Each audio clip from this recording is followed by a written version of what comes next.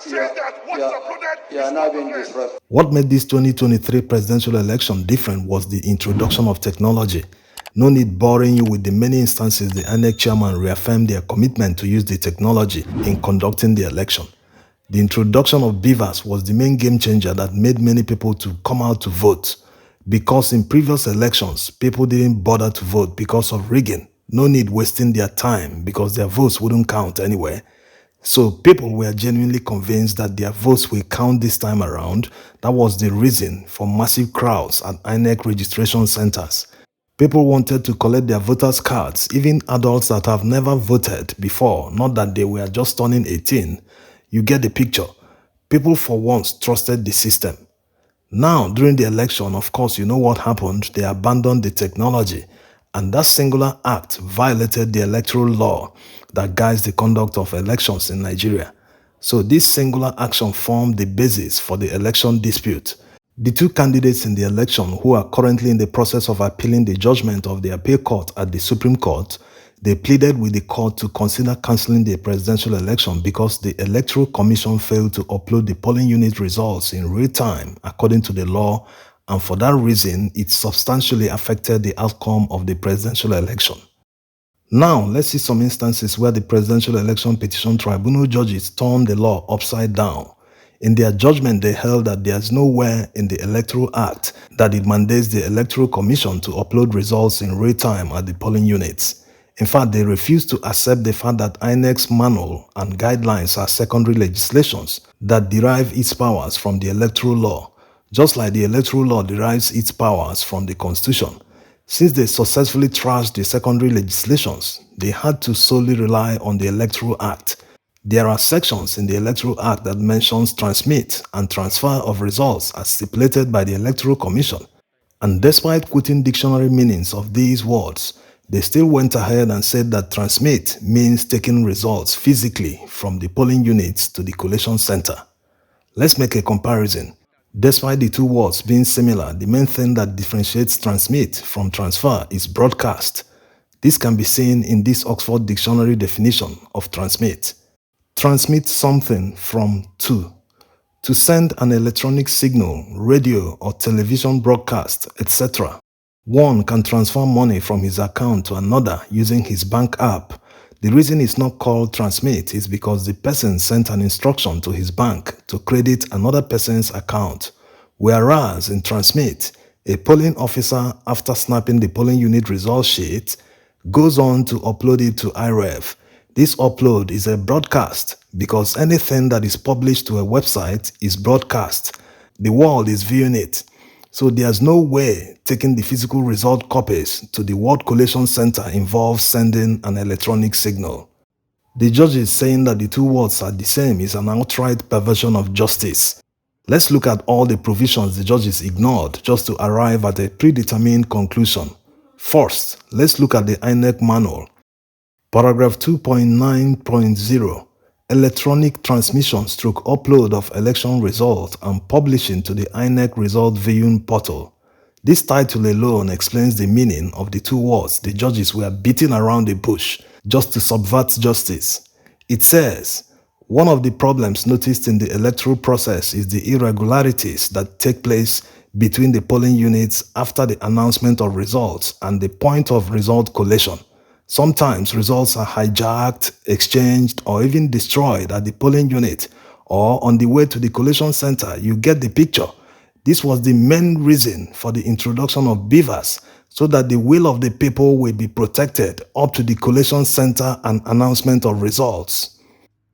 It also says the real-time publishing of polling unit level results on IREV portal and transmission of results using the beavers demonstrates INEC's commitment to transparency in results management. This commitment is backed by Section 42, subsection 2, 60(1), 2, and 5, 64(4)(a) and 4(b), and 64(5) of the Electoral Act 2022. Which confers INEC with the powers to transmit election results electronically. The system minimizes human errors and delays in results collation and improves the accuracy, transparency, and credibility of the results collation process. The bar and the bench continue to have a good relationship with the audience. Thank you very much. The 5 judges looked at all these and held that upload of presidential election results didn't matter, that it wasn't backed by law. No words for this daylight injustice and crude perversion of justice. Another willful negligence by the judges is the statement of the only witness called by INEC. He said in paragraph 22, "I know that the authentic and statutorily prescribed storage portal on which results can be accessed for the purpose of the determination of this petition or review of the election is the IREV portal. Any alleged results or data generated by the petitioners, either from an alleged AWS data warehouse or any other storage cloud whatsoever, is false and not to be countenanced for the purpose of the election." This statement came from the INEC witness, not from the petitioners. The witness completely agreed with the petitioners because the petitioners tendered IREV copies in evidence, not copies from other sources. Since INEC is in agreement that all physical copies of Forms EC8A must be uploaded, it means that all IREV copies are the same with physical copies. That's why they demanded them from INEC under subpoena, and INEC certified them and delivered. Yet, the judges ignored all this and said that IREV didn't matter, that it was for public viewing alone. So in essence, INEC and their witness are in agreement with the petitioners, but the judges still formed a different opinion. How is that possible? This lends credence to the rumor that the judgment was written by someone else. You see lines in the judgment that are quoted verbatim, exactly the way the respondents replied in their final address. How did that happen? Judges are supposed to form their opinion based on the law and evidence before them, not lift verbatim the arguments of the respondent.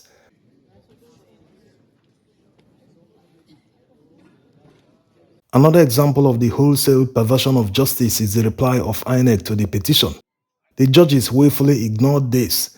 How can they be forming opinions on behalf of the respondents, especially when the respondents agree otherwise? The court tried too hard to deliver what the respondents didn't ask for. INEC never said that IREV was for public viewing alone. They accepted that it was for collation, that ward collation officers must compare physical copies to IREV copies.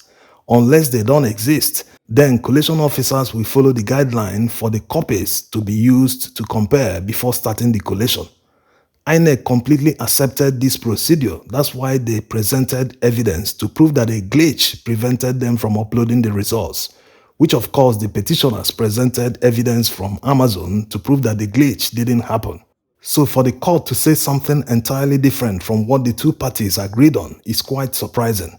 In paragraph 31 of their reply, INEC said, "BVAS was designed to upload the accreditation data at the end of the accreditation process, scan and transmit the result of the election at the polling unit through the e-transmission system, which is uploaded to the IREV portal." That's not all. They also admitted that the upload of images captured and automatically stored on the BVAS device requires data service. That means they need to subscribe to data from a GSM network provider in order to effect the upload. And where there's no network, the BVAS is designed to work offline, and the upload will occur when network is available. You can see by their own explanation, during the design of the BVAS machine, they made extra efforts to protect the integrity of the votes. So how in the world will INEC go through all these processes without them needing IREV for collation? Nigerian government made a budget for all this. INEC is in agreement, the petitioners are in agreement. Only the judges surprisingly think that IREV is not needed for collation purposes. Even right now, INEC officials are assuring voters that they will upload results in real time during the upcoming off-season governorship elections. Why are they going through all this just for people to view the results? It's laughable. The judges, in their attempt to find justification for what they did, held that there's nothing like electronically transmitted results. This their reference means sending the votes cast at the polling unit to a collation system like it's done in many countries and situation rooms of political parties. But this wasn't what the petitioners meant. They never argued this.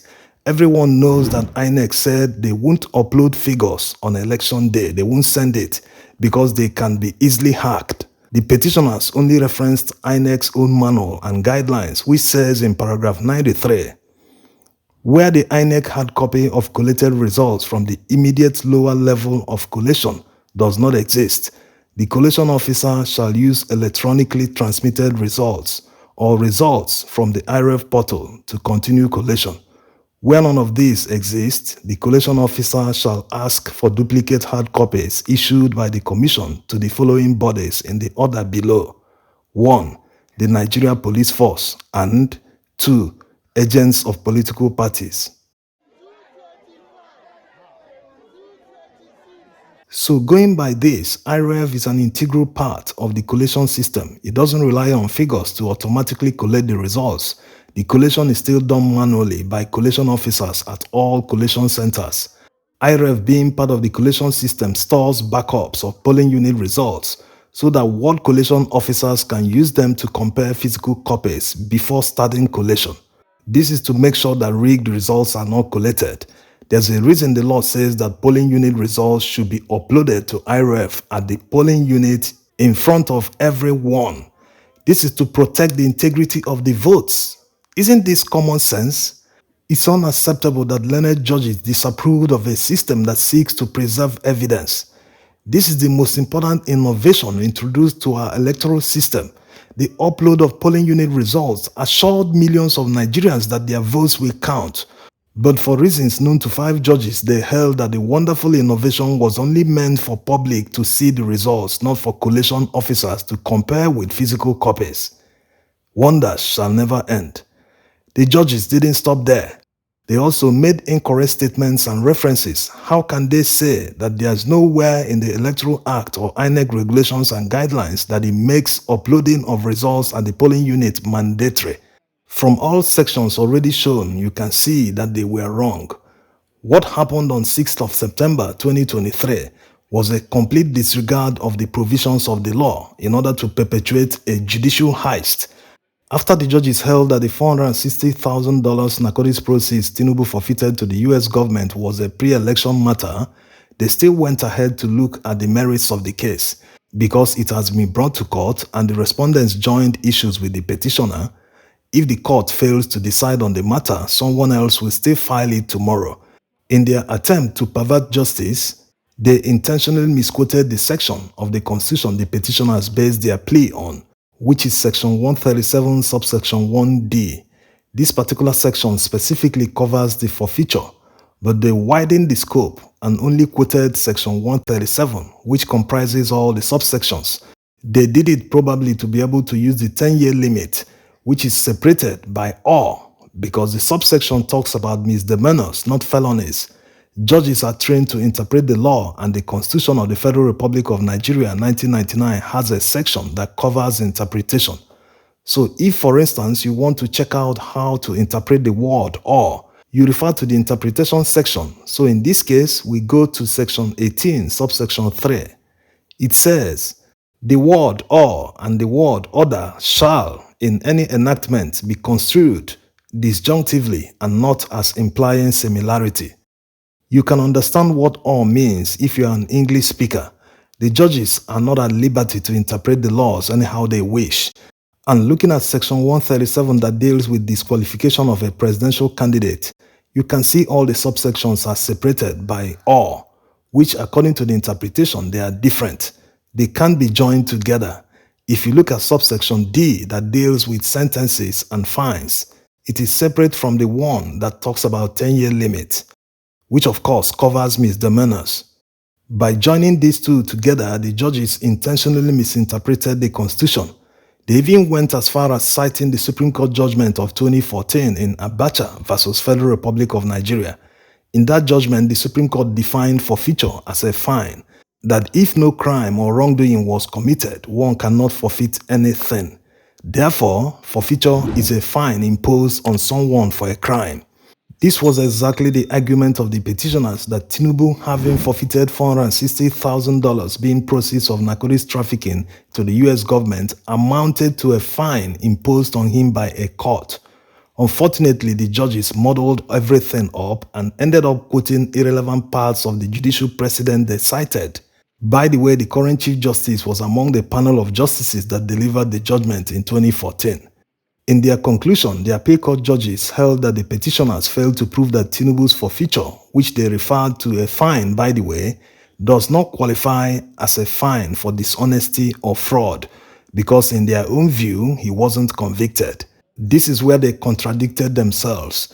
If their assertion is true that after committing money laundering of proceeds of narcotics, which led to the forfeiture in the first place anyway, that these crimes do not fall under dishonesty and fraud, and that the person wasn't convicted, why then did they invoke subsection E? It talks about 10 years after conviction. How can someone who wasn't convicted be protected by a subsection that talks about 10 years after conviction? They need to make it make sense. If someone is trying to deceive, at least he needs to do a good job.